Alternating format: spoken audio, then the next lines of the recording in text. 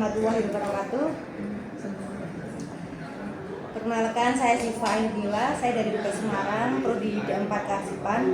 Pada kesempatan kali ini, tim kami akan melakukan wawancara dengan Bu Ida selaku pegawai senior di Dinas Kependudukan dan Pencatatan Sipil Kota Semarang.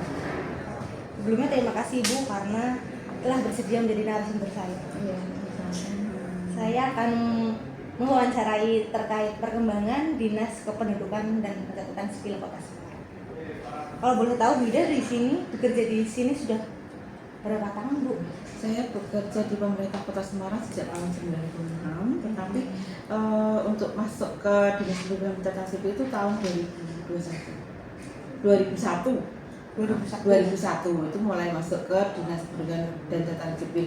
Itu sejarahnya panjang karena gini, pada waktu itu pada tahun 2001 itu terjadi perubahan struktur organisasi secara besar-besaran di pemerintah Kota Semarang. Jadi termasuk kantor saya yang dahulu itu, kantor pembangunan desa itu di-merger dengan dinas-dinas yang lain. Jadi banyak OPD, dinas-dinas yang bergabung, yang dihilangkan dan bergabung dengan dinas yang lain. Termasuk Dinas Kependudukan dan Pencatatan Sipil ini dulu juga sejarahnya itu dari Dinas Kependudukan sendiri dan kantor catatan sendiri, karena ada SOTK baru itu kemudian bergabung menjadi satu.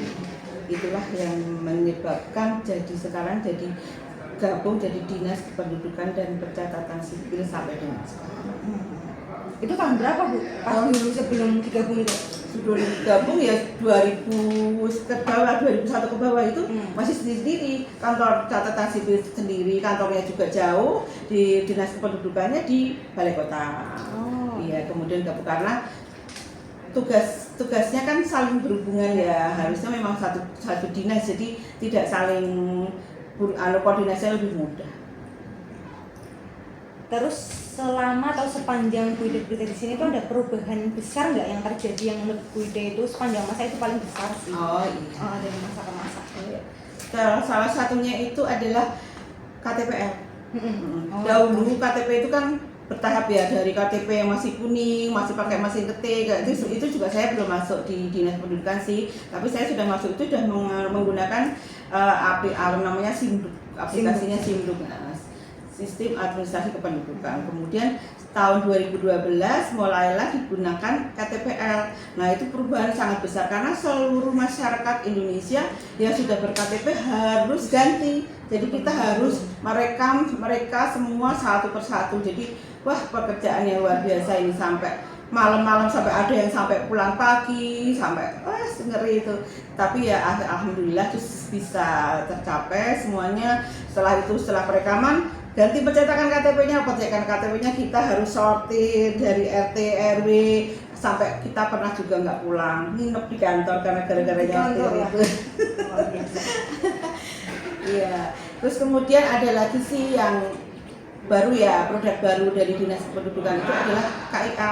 Dulu kan anak-anak tidak punya KTP, nggak punya KTP identitas. Setelah 2017 itu mulai ada KIA Kota Semarang sebagai pilot projectnya kan, terus mulai 2018 sudah mulai dilaksanakan juga. Itu juga pekerjaan yang sangat besar karena anak-anak Kota Semarang yang belum punya harus didata, harus mengumpulkan berkas-berkas untuk dibuatkan KIA.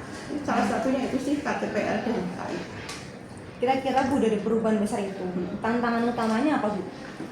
Ya, tantangan utamanya ya tentu saja seperti masyarakat yang masih di pelosok-pelosok, yang di desa-desa itu kan males ya kalau mau ngerekam, mungkin jauh, mungkin juga ada yang sakit, ada yang disabilitas, ada yang mungkin punya keluarga disabilitas yang mereka kenal di desanya.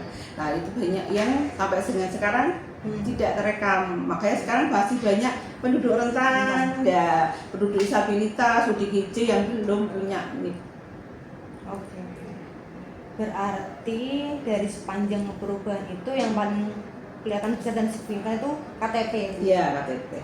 Itu pasti orang berbondong-bondong ya Bu buat ngurus. Iya. Terus dari sepanjang itu pegawai atau anggota di Dinas Kependudukan itu bertambahnya banyak nggak Bu perubahannya? Perubahan pegawainya ya? Pegawainya sih tidak begitu banyak sih ya. Tapi mulai sekarang malah semakin sedikit. Dulu banyak, terus karena banyak yang sudah pensiun, banyak yang dialih tugaskan ke kelurahan, promosi jabatan dan sebagainya. Sekarang semakin sedikit. Tapi sekarang kan sudah diimbangi dengan pelayanan online. Jadi memang ya tidak masalah sih, lama-lama kan nanti kedepannya kan kita juga pelayanan online semua. Iya, masyarakat akan adaptasi. Iya, adaptasi. Tidak diperlukan pegawai yang banyak, tidak masalah karena semua bisa online. Harapan kedepannya Bu buat Dispenduk Capil Kota Semarang nih kira-kira apa Bu? Ya, semoga Dispenduk Capil lebih maju lagi, lebih bisa melayani masyarakat dengan tulus, ikhlas, dalam melayani masyarakat dengan berpedoman pada tepat, pelayanan yang tepat, cepat dan akurat serta yang berbasis sistematis. Ya, kurang lebih seperti itu ya Bu. Maksudnya itu memang perjalanannya panjang sebelum menjadi satu. Kantornya tuh dulu pernah berpisah, tapi karena faktor harus koordinasinya harus dekat itu ya Bu, jadi harus bisa.